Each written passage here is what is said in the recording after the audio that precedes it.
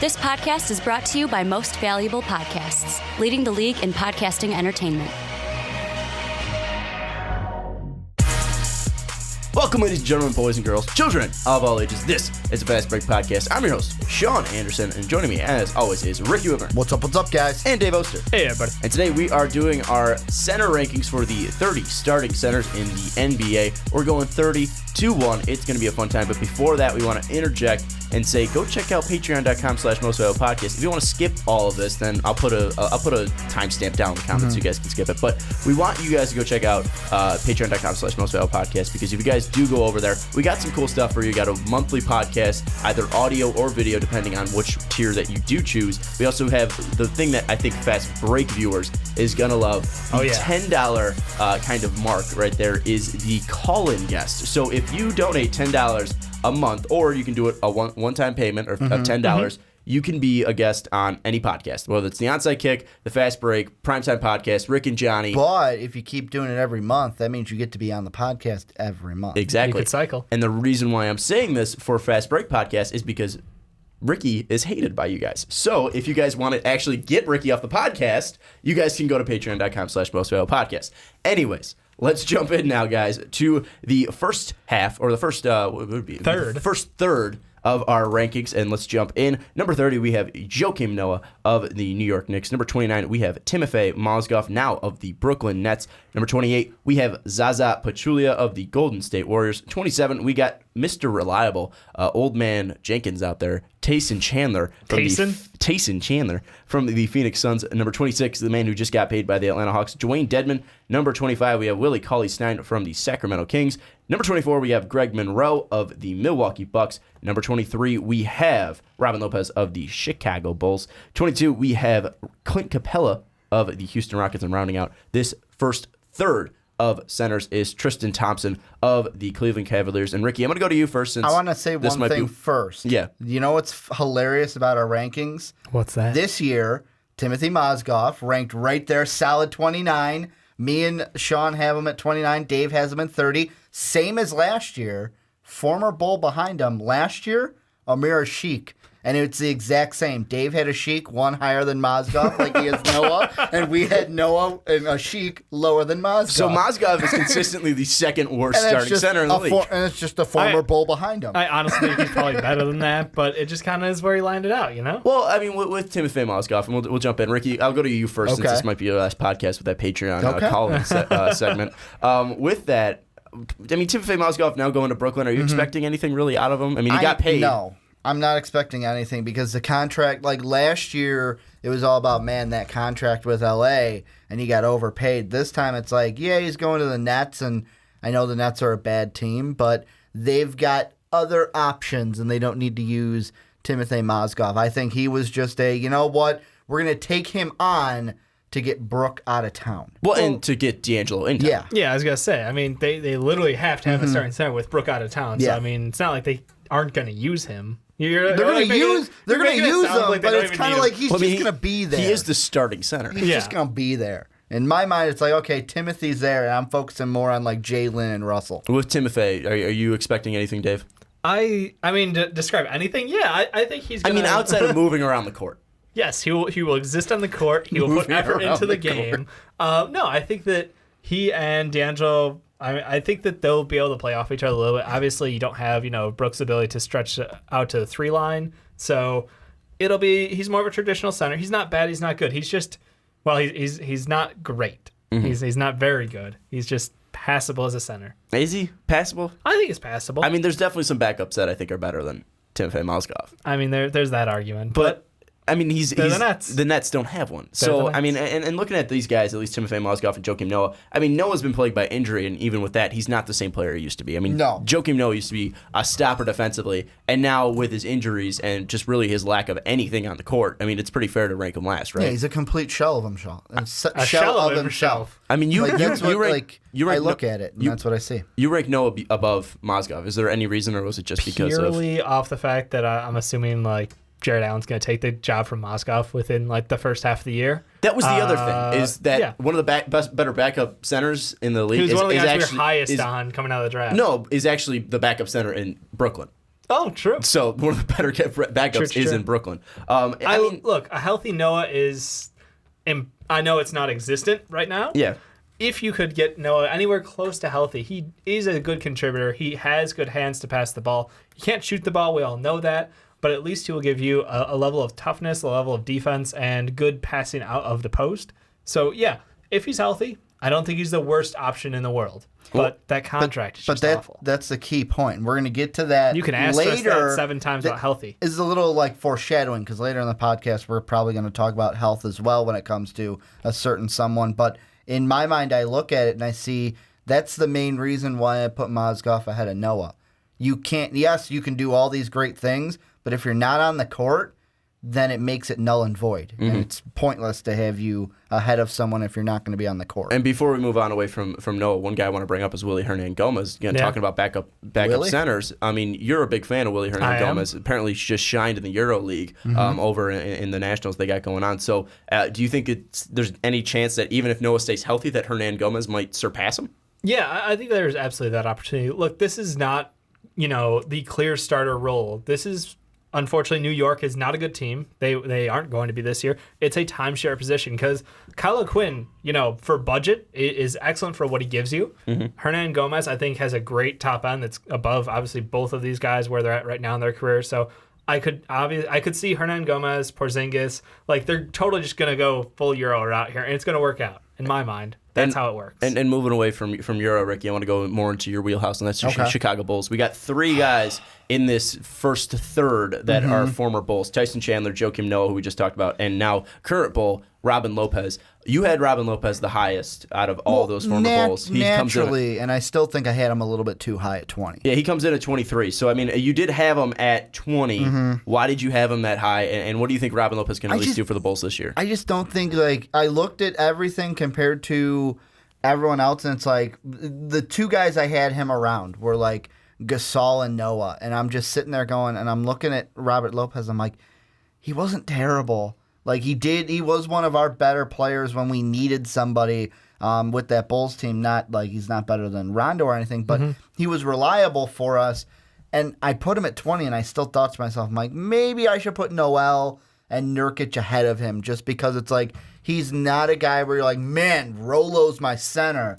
Let's go. But like with this Bulls team and where we're at, I'm like, I'm not mad that he's on the team being our starting center. I mean, he's better than Campaign at the point guard. Well, in Campaign, now there's talks that he could be get released. Two practices, that's all it took. Yeah, and think about this. Think about this with Campaign. You traded Doug McDermott, Taj Gibson, and a pick for nothing. I mean, you got Joffrey Laverne might even still be around before Campaign. And Campaign was the focal point. We got Garpax. At least he didn't walk for nothing, though. We didn't get Taj to walk for nothing. I can't wait until they fire. Yeah, you guys are idiots. I think you're right, though, about the consistency. Robin Lopez is nothing if not consistent. His play is solid. He's an energy guy. Again, that's why we got him. He was kind of like our, we loved Noah. We even walked got away from suspended Noah because of that energy. True. Which I loved, by the way. The problem is, though, we're never going to feature him in an offense. No. So he's never going to have amazing stats. Like you said, even if there's nobody around, I don't see him putting up much better than he does. Well, and the one thing I want to bring up is that point of energy. And these guys, at least in this first third, at least some of them have either brought energy before in the past or are currently bringing energy. I mean, you look at Tyson Chandler, he was always a great defender in the middle of the paint. And he always brought that. You always saw Tyson Chandler just pumped up and leading on the court there. Yeah. You talk about Noah. Noah was always a leader for the Bulls. Zaza is the guy, the enforcer out there, throwing chop blocks and kicks. MVP of this, without Zaza, they don't win the finals. Yeah, because Kawhi knocks him out. Yep. I mean, really, the only guy I would say that doesn't bring a ton of energy is Greg Monroe. But at least with that energy point, I mean, how much of it is energy with these guys? Like Tristan Thompson, I mean, this guy made probably $57 million off energy alone. I mean, how many guys are here that are actually talented, and how many guys are here for big bodies and energy, Dave? It's mostly energy guys, mostly like specialist roles. I think Tristan Thompson fits a unique niche because he was in the right place at the right time. Being with LeBron got him paid. I don't think on many other teams he gets that role he was in. He had an amazing playoff performance a couple years in a row where, I mean, he just grabbed every single board. He was vicious around the net. I mean, it was fantastic. But the problem is he doesn't give you that every night. And you go in stretches where you can't even have him on the court because he's just that bad. And that's what you saw really for most of the playoffs this year. He wasn't good in the playoffs. And that's why I think he's this low with us. I mean, Tristan Thompson, this was a guy that we thought was going to be a focal point of the Cavs and at least going to help them overcome the Warriors. Right. And he was nowhere to be seen. And so, I mean, with this, I mean, a lot of these guys, if that energy isn't there, or that that energy that helps them grab boards or block shots isn't there, they're really pointless. And I mean, there's some guys here, Ricky, that I want to bring up. Clint Capella, Willie Cauley-Stein, and then I want to throw Dwayne Dedmon in there because Dwayne Dedmon finally had a good year. In San Antonio, was finally able to get out of the D League and finally show what he had, and is able to get paid in Atlanta. So one, is he going to be able to carry that over? Willie Cauley-Stein, second year, he just got done with the second year in Sacramento. He's now stepping into the starting role and now going to get a lot of minutes. And then Clint Capella, a young guy as well, but he really doesn't fit into the Houston Rockets offense, at least where they're shooting threes. He does fit on that team, at least as a defensive guy and a guy that can at least clean up around the middle, very efficient. But are there any of these guys that can make that jump, Capella. outside of energy? And I was actually thinking of this before you actually asked it. Was Clint Capella's my guy sitting at 22 in our rankings that could make the jump into the 20s? And I know I don't want to spoil anything, so I'm not going to say who could fall out in the top 20s. But I mean, like Willie Cauley-Stein, I want to see more from him. Like on my personal rankings, having him at 27, I was like, that's kind of low. Like I feel like that's kind of low for Cauley-Stein. But I was like, you know what?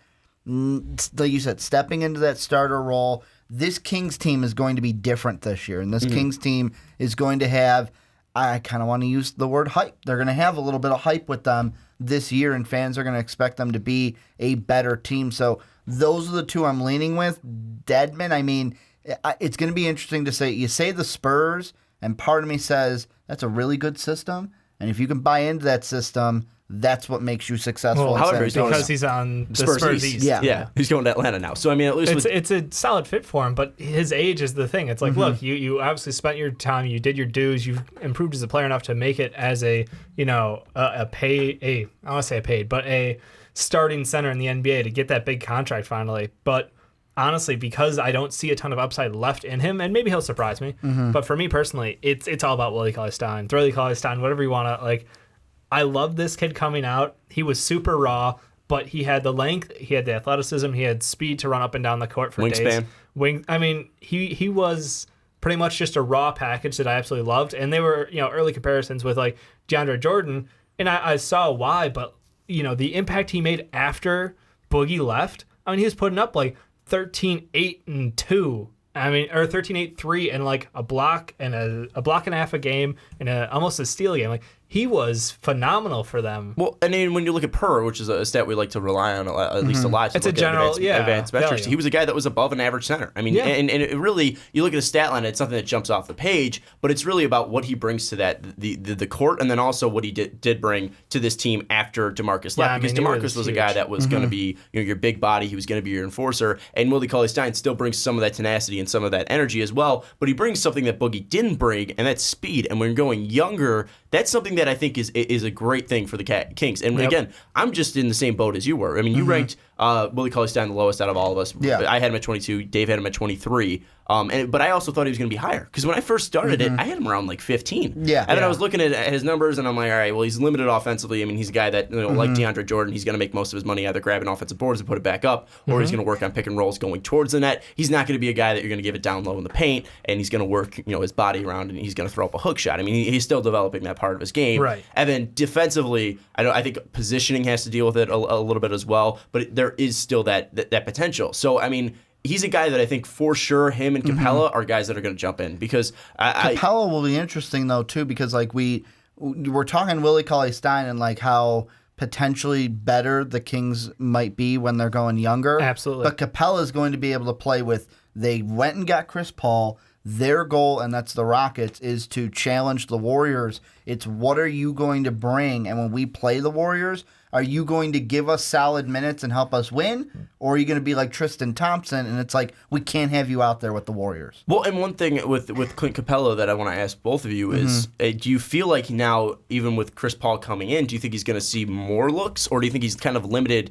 in the set he is in? Because he's not a guy that's going to be, part of that run and gun 3-point style up and down the court. Right. But do you think this could be a guy that could be in the top 20 if he's not playing in Houston and not playing in that system? Or do you think he's a nice fit in Houston and in that system because he is long, he is young, he is athletic, and he can run up and down the court and at least, surround the basket, grab offensive rebounds when a shot's long, and then able to put it back up and be efficient around the net? Yeah, I absolutely think he's a benefit. He benefits just absolutely a huge amount from being in the system because it's very similar to how DeAndre Jordan was able to thrive in that system with Chris Paul. And this Houston system is even better for him because he is literally the one guy in the paint. There's no crowding in the paint in that system. Everybody, it's all 3-ball or it's within 3 feet of the net. Like that's it's an extremely efficient system. And he's got 2 guys who can be point guards and pass him the ball. He has Chris Paul, who worked with DeAndre Jordan, and we watched what he did last year with James Harden. Like I think that he is perfect where he's at. I think he might see an uptick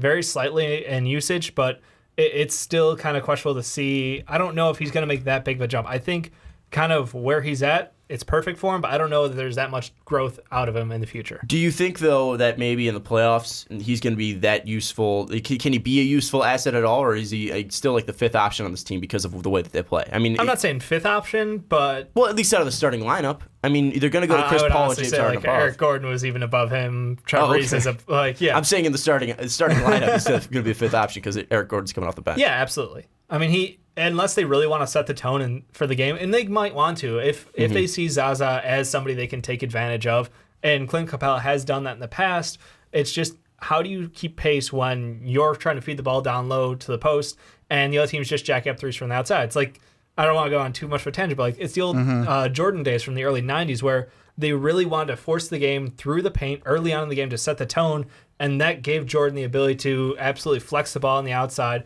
run his game. But you have to be aggressive early on, and you have to make sure that you get physical with Capella down low.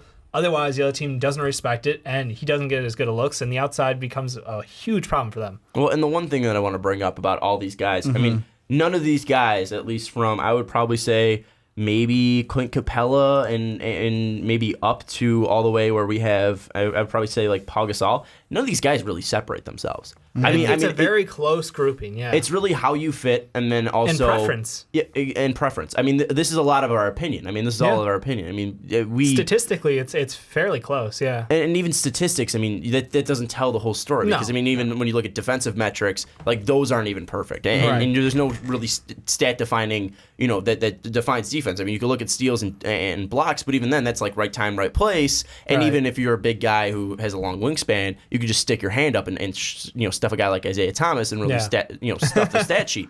So I think it's a lot of these guys. It's preference and it's how you fit the system. And I think that's something where Clint Capella might be held back because he is a young guy. He does fit the system, but that system doesn't benefit big men. Interject really quick is the one guy we're kind of overlooking. I don't know what his role will be in the future, but how are they going to fit ZQ into the system? Is he going to play more of the power forward and be outside? Is he going to be a center? How are they going to fit him in, and how is that going to affect Capella? Well, Dave is a ZQ expert. If he gets court time, which is a big if this season. I mean, do you think he's going to get court time at all? Because he's a young guy that was drafted, he's super young. 2 drafts ago, right? Not this past draft. Yeah, so it was the first draft we covered. Yeah, so it was 2 years ago. I think so. I honestly think that 2016. Oh, it's 16. Yeah, 43rd overall. Well, it would be 2 years ago because 2017, it's been a long time. 2016. Yeah. So amazing shot, super soft hands. The problem is he really needs to muscle up. He's still really young though. That's the upside.